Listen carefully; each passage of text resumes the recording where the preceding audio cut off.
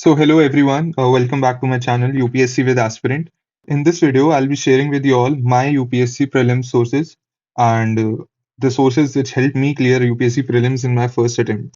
सबसे पहले, I'd like to address that ये वीडियो में I'm not trying to convince you to change your sources. जो भी sources आप रेफर कर रहे हो, उन्हीं को रेफर करते रहो. बट अगर लेट्स से किसी ने प्रीलिम्स के लिए 2023 के लिए अभी तक अपने सोर्सेज फाइनलाइज नहीं करे हैं वो इन सोर्सेज से क्लू ले सकता है एंड डेफिनेटली 2024 वाले तो इन सोर्सेज को बिल्कुल रेफर कर सकते हैं. तो सबसे पहले I will share my prelims sources subject wise. उसके बाद I will also tell you कि मैं करंट अफेयर्स के लिए क्या करता था. Starting with two big pillars of UPSC prelims, that is polity and economy. तो पॉलिटी के लिए लक्ष्मीकांत जो बुक है, you all are well aware of this book. वो बुक बेस्ट है, वो इनफ रहेगी एटलीस्ट प्रीलिम्स के लिए तो इनफ है. उस बुक को रेफर करो, वो एक बाइबल की तरह है at least for prelims. And as far as NCERTs are concern, मैंने 3 एनसीईआरटी पढ़ी थी, that is Indian constitution at work, ये वाली एनसीईआरटी है. ये दोनों 11th की एनसीईआरटी है, that is political theory and Indian constitution at work. And post independence India की NCERT, that is politics in India since independence. ये 3 एनसीईआरटी पढ़ना बहुत जरूरी है. ये वाली आप स्किप कर दो, that is contemporary world politics. वैसे भी वर्ल्ड पॉलिटिक्स ज्यादा आती नहीं है प्रीलिम्स में, तो ये 3 एनसीईआरटी मैंने पढ़ी थी एंड आप तीनों भी पढ़ सकते हो. प्रीलिम्स में लिबर्टी से रिलेटेड क्वेश्चंस आते हैं, कॉन्स्टिट्यूशनलिज्म से रिलेटेड क्वेश्चन आते हैं. उन क्वेश्चंस को टैकल आप ये वाली एनसीईआरटी पढ़ के कर सकते हो, that is political theory 11th class. अब आते हैं इकोनॉमी पे. इकोनॉमी के लिए मैंने तो विवेक सिंह सर की बुक पढ़ी थी. मैंने उन्हीं से कोचिंग भी ली थी एंड मैंने इनकी 3rd एडिशन बुक भी पढ़ी है एंड अब 5th एडिशन भी पढ़ी है. तो इनकी बुक बहुत अच्छी होती है. आई मीन प्रीलिम्स के लिए तो बहुत अच्छी होती है, एकदम वेल रिटर्न होती है. कुछ भी ऐसा नहीं होता जो ना हो. आई मीन इनकम्प्लीट बुक नहीं है, पूरी कंप्लीट बुक है फॉर प्रीलिम्स. एंड मेंस का भी बहुत अच्छा कंटेंट होता है. ये बुक है, ये सर के 6th एडिशन है एंड इस साल सर अपना 7th एडिशन भी निकालेंगे. बट अगर आपके पास 5th एडिशन भी है तो इसको आप पीटी 365 या फिर किसी भी करंट अफेयर्स से सप्लीमेंट कर लेना. आप इजीली 2023 का प्रीलिम्स दे सकते हो. मैं भी यही कर रहा हूँ इस साल भी. एंड सर हर साल प्रीलिम्स से पहले 550 क्वेश्चंस निकालते हैं, जिसमें करंट अफेयर्स के क्वेश्चंस भी होते हैं प्लस कॉन्सेप्चुअल क्वेश्चंस भी होते हैं, जो आपकी कॉन्सेप्चुअल क्लैरिटी के लिए बहुत अच्छे होते हैं, बहुत इंपॉर्टेंट होते हैं. ये कर लो एंड सर की बुक कर लो, इकोनॉमी हो जाएगी और कुछ टेंशन लेने की जरूरत ही नहीं है इकोनॉमी के लिए. फिर मैंने एक एनसीईआरटी भी पढ़ी थी इकोनॉमी की, that is Indian economy and development. ये एनसीईआरटी मैंने बहुत पहले पढ़ी थी एंड मुझे बहुत इंपॉर्टेंट लगी. हर साल इससे क्वेश्चंस आते हैं, तो अगर आप अपनी इकोनॉमी शुरू कर रहे हो तो इससे भी शुरू कर सकते हो, ये वाली बुक से. Then coming to next 2 big pillars of prelims, that is geography and modern Indian history. तो ज्योग्राफी के लिए मैंने ऋषिकेश दुधात सर के नोट्स करे हैं. आई मीन उन्होंने ही मुझे कोचिंग दी थी, तो मैंने इन्हीं के नोट्स रेफर कर लिए. प्लस इनके साथ साथ मैंने ज्योग्राफी की एनसीईआरटी, ये दोनों एनसीईआरटी मैंने तो बहुत अच्छी तरह पढ़ी है, एटलीस्ट 2-3 बार दोनों पढ़ी हैं.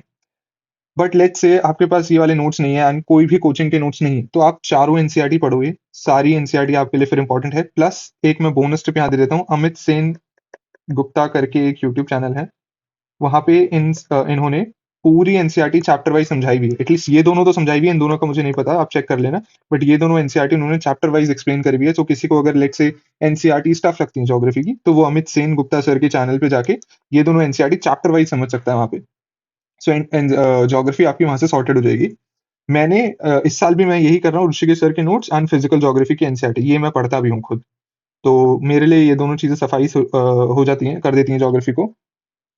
And let's coming to modern Indian history. Modern Indian history के लिए एक सरप्राइज है, दैट मैंने स्पेक्ट्रम आज तक नहीं पढ़ी. मैंने स्पेक्ट्रम खरीदी भी है वो, बट मेरी कबर्ड में एज इट इज रखी है, मैंने खोली भी नहीं उसको. ये जो मार्केट में हवा होती है ना कि स्पेक्ट्रम नहीं पढ़ोगे तो एग्जाम क्लियर नहीं होगा, लक्ष्मीकांत नहीं पढ़ोगे तो एग्जाम क्लियर नहीं होगा, मैंने प्रीलिम्स क्लियर करा है बिना स्पेक्ट्रम पढ़े. ऐसा कुछ भी नहीं है. अपने बेसिक सोर्सेज पे स्टिक करो, उन्हीं को बार बार रिवाइज करते रहो और प्रीलिम्स बिल्कुल निकलेगा. क्योंकि प्रीलिम्स ऐसा नहीं है कि स्पेक्ट्रम नहीं पढ़ा तो कुछ नहीं है, मतलब प्रीलिम्स निकलेगा ही नहीं. Prelims is a game of revision, prelims is a game of practice. तो तुम कोई भी सोर्स पकड़ो और उसी की रिवीजन करते रहो, उसी की प्रैक्टिस करते रहो, पीवाईक्यूज की और उस एमसीक्यू प्रैक्टिस करते रहो, तुम्हारा हो जाएगा. जरूरी थोड़ा स्पेक्ट्रम में ही ऐसा कुछ है. तो मैंने क्या करा था, जयेश सर के नोट्स करे हैं. मुझे कोचिंग के नोट्स मैंने 2019 22 2020 में इनसे कोचिंग ली थी, तो इन्हीं के नोट्स करे. प्लस मैंने एक एडिशन करा था कि प्रीलिम्स स्पेसिफिक नोट्स मार्केट में मिलते हैं, ओआरएन में इजीली मिल जाएंगे. तो आप किसी भी कोचिंग इंस्टीट्यूट उठा सकते हो, क्योंकि ये वाले जो नोट्स है ना, ये मेरे बहुत ज्यादा मेंस ओरिएंटेड थे. प्लस जो मैंने बिपिन चंद्रा पढ़ी थी ये वाली, ये भी बहुत ज़्यादा मेंस ओरिएंटेड है, तो प्रीलिम्स में इतना हेल्प हेल्प नहीं करते हैं ये नोट्स भी और ना ही ये बिपिन चंद्रा। तो मैंने प्रीलिम्स स्पेसिफिक नोट्स उठा लिए थे मार्केट से, जैसे कि इसमें क्या है, गवर्नर जनरल, किस गवर्नर जनरल के टेन्योर में क्या-क्या हुआ, कांग्रेस के सेशंस कहाँ पे हुए, ये जो बिल्कुल फैक्चुअल नॉलेज है ना, जो आपको स्पेक्ट्रम के एनेक्सर में मिलती है, जो एंड के पेजेस हैं, तो वो मैंने प्रीलिम्स के नोट, एक कंपाइलेशन थी अराउंड 20-25 पेजेस की होगी, इससे ज़्यादा ही होंगे थोड़े से, तो वो मैंने उठा लिए थे। तो ये मेरे लिए काम कर जाता है, इस बार भी मैं यही कर रहा हूँ, मैं स्पेक्ट्रम बिल्कुल भी नहीं पढ़ रहा हूँ, ना मैं पढ़ूँगा आगे। बिकॉज़ एक तो स्पेक्ट्रम अब पढ़ने का कुछ फ़ायदा नहीं है मेरे लिए, बट अगर आप अपनी प्रिपरेशन खुद सेल्फ प्रिपरेशन कर रहे हो एंड आप क्लूलेस हो कि क्या करें मॉडर्न हिस्ट्री के लिए, then spectrum is the way to go. Spectrum पकड़ो, एक बार पकड़ो और यही करते रहो, फिर किसी और की तरफ देखो ही मत। Now coming to two tricky subjects of prelims, ये दोनों सब्जेक्ट, ये मतलब आई मीन तीनों सब्जेक्ट्स एक्चुअली तो सभी के वीक होते हैं, एंड इसके सोर्सेज भी कुछ ज़्यादा डिफाइंड नहीं है, हर किसी के सोर्सेज आपको डिफरेंट मिलेंगे। मैंने क्या करा था एंशिएंट एंड मिडिवल हिस्ट्री के लिए, मैंने थीम्स की न्यू एनसीईआरटी पढ़ी है। ये वाली जो ये थीम्स की पार्ट 1 है, ये पार्ट 2 है, इसमें मिडिवल वाला है, इसमें एंशिएंट है। तो मैंने ये पढ़ा है, प्लस इनको थोड़ा-सा सप्लीमेंट कर लिया था अपने कोचिंग के नोट से। ऑल्दो ये इतने ज़्यादा हेल्पफुल नहीं थे, अगर मैं थीम्स की एनसीईआरटी भी पढ़ूँ, तो हो जाता है उससे काम। मेरा प्राइमरी जो सोर्स था, वो थीम्स की एनसीईआरटी थी। अब क्या होता है, कई लोग बोलते हैं कि ओल्ड एनसीईआरटी पढ़नी चाहिए, तो मैंने ओल्ड एनसीईआरटी भी पढ़ी है। तो मैं बहुत पहले से इस जर्नी में हूँ, तो मैंने ओल्ड एनसीईआरटी पढ़ी है, मैंने न्यू भी पढ़ी है। एंड आई कैन से कि new NCERT are much better. Old NCERT एक तो बहुत ज़्यादा बल्की है, एंड प्रीलिम्स ना रिविजन का गेम है। अगर आप अपनी ओल्ड एनसीईआरटी एंड में रिवाइज नहीं कर पाए, so there is no point of reading old NCERT. तो ये Satish Sharma and I guess Satish Sharma है बुक का नाम। तो मुझे वो रीड करने का कोई पॉइंट नहीं लगता, वो आज भी मेरे कबर्ड में एज इट इज पड़ी है, मैंने एक दो बार ही पढ़ी थी। बट अब मैं सिर्फ थीम्स की एनसीईआरटी करता हूँ, उन्हीं को बार बार रिवाइज करता हूँ, एंड वहां से इजी क्वेश्चन इजीली हो जाएंगे, है ना। तो prelims is a game of doing easy questions. Easy questions में गलत मत करो, specially in subjects like ancient and medieval. यहाँ पे इजी सब्जेक्ट्स, इजी क्वेश्चंस गलत नहीं होने चाहिए, बिकॉज सबको आते हैं। बस, और डिफिकल्ट क्वेश्चंस जो होंगे वो किसी को भी नहीं आते होंगे, चाहे वो ओल्ड पढ़ लो, ल्यूसेंट की बुक पढ़ लो, थीम्स पढ़ लो, कोई कोचिंग पढ़ लो, डिफिकल्ट किसी को भी नहीं आते होंगे। तो डिफिकल्ट के पीछे मत भागो, इजी क्वेश्चन सही करो, एंड वो थीम से इजीली हो जाएंगे। And now coming to art and culture. Art and culture का, टू बी वेरी ऑनेस्ट, मेरा भी कोई सोर्स डिफाइंड नहीं था, मैं भी बहुत कंफ्यूज था लास्ट ईयर प्रीलिम्स में कि मुझे आर्ट एंड कल्चर में क्या करना चाहिए। बिकॉज मुझे नितिन सिंघानिया सर की बुक मैंने आज तक पढ़ी नहीं थी, और ये बहुत ज्यादा बल्कि लगती थी मुझे, मैं डरता था मोटी मोटी किताबें पढ़ने से, तो मैं शॉर्टकट ढूंढ लेता था अपने। तो एक तो था फाइन आर्ट्स की एनसीईआरटी, ये बहुत ज्यादा इंपॉर्टेंट है। इसमें ना एक लैंडस्केप में 4-5 पेजेस हैं, जिसमें ना एक पेंटिंग की कैरेक्टरिस्टिक्स बताए हुए हैं, रॉक स्कल्पचर के कैरेक्टरिस्टिक्स बताए हुए हैं, वहां से यूपीएससी ने डायरेक्ट क्वेश्चंस पूछे हैं। तो इसमें पूरी एनसीईआरटी पढ़ो ना पढ़ो, वो लैंडस्केप वाले पेजेस पढ़ लेना, वो कलर्ड पेजेस हैं, तो वो पेजेस पढ़ने तो बिल्कुल जरूरी है। देन मैंने, क्योंकि मेरा कोई सोर्स डिफाइंड नहीं था, तो मैंने ओनली आईएएस की उड़ान 2.0 ले ली थी लास्ट ईयर। वो मैंने लास्ट ईयर भी पढ़ी, अपने मेंस के टाइम पे भी पढ़ी, और अभी भी यही करूंगा मैं, और शिफ्ट नहीं करूंगा मैं, इसी को ही बार बार रिवाइज करूंगा, plus PYQs and plus test series. तो मेरा यहाँ से आर्ट एंड कल्चर हो जाएगा। अगर आप नया शुरू कर रहे हो तो नितिन सिंघानिया की बुक भी पढ़ सकते हो। एक्चुअली मेरे पास नितिन सिंघानिया की बुक के ना वो भी पढ़े हैं कि कौन से इंपॉर्टेंट टॉपिक्स हैं, लास्ट ईयर मुझे कहीं से मिल गए थे। तो जब मैं कंफ्यूज था ना इस बारे में कि आर्ट एंड कल्चर के लिए क्या पढ़ूं, तो मुझे ये इंपॉर्टेंट टॉपिक्स मिल गए थे नितिन सिंघानिया की बुक के। अगर आप बोलोगे तो I share with you guys कि नितिन सिंघानिया की बुक को कैसे पढ़ना है, उसमें क्या इंपॉर्टेंट टॉपिक्स हैं, किसको छोड़ना है और किस पे ज्यादा फोकस करना है। Now coming to environment and science and tech. Environment के लिए मैंने अगेन ऋषिकेश दुधात सर के नोट्स करे हैं। ये आज भी काफ़ी टेलीग्राम पे सर्कुलेट होते रहते हैं ये नोट्स, जो मैंने आई गेस 2020 या 2019 में बनाए थे। तो ये काफ़ी अच्छे नोट्स हैं सर के, एनवायरनमेंट के भी, ज्योग्राफी के लिए भी। तो और इन नोट्स को मैंने सप्लीमेंट करा शंकर आईएएस से। शंकर आईएएस की मैंने बहुत सिलेक्टेड रीडिंग करी है, ज़्यादा कुछ नहीं करा, जो इन नोट्स में नहीं मिला मैंने वही पढ़ा है शंकर आईएएस से, ज़्यादा कुछ नहीं पढ़ा, क्योंकि अपने सोर्सेज को मल्टीप्लाई नहीं करा, मैंने बहुत लिमिटेड रखे। एंड आपको लग ही रहा होगा कि मैंने अभी भी बहुत ज़्यादा लिमिटेड सोर्सेज़ हैं, मैं ज़्यादा इधर-उधर भागता ही नहीं हूँ। जो मैंने एक बार पढ़ लिया तो मैं उसी को स्टिक करता हूँ।